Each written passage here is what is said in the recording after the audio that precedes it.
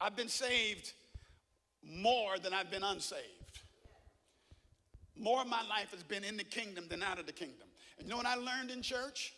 There are weepers, whiners, and worshipers. Now, when you weep, that is a cry of grief. When you whine, that's a complaining cry.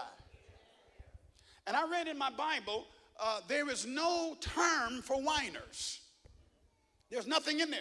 He doesn't even make room for whiners. Whiners complain. You have nothing to complain about. Some of you have babies that whine. What do you mean? My baby ain't whine. Yes, it is. He's clean, but diapers changed. He's fed. He's been burped. He's swaddled, and he's still crying. Whine. He's whining. There are some people in the kingdom are so obsessed with materialism that you're whining over what you don't have instead of worshiping what you do have. I know you want to shout this down. This is politically incorrect.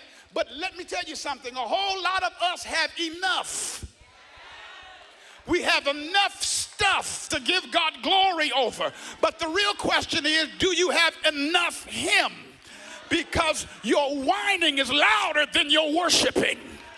If God is the center of your joy, your praise would be turned up every single time we see you, because you're not predicating your praise on your material accumulation. But a whole lot of people are whining, and they call themselves worshipers because you don't have this, or you need this and you need that, and He's not responding to your whining. But there's another group that's saying, God, I may not have everything I want.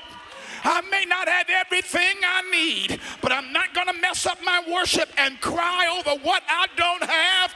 I'm going to give you glory that I'm saved, I'm sanctified, I'm full of the Holy Ghost, and I got you on my mind. Are there any worshipers in here?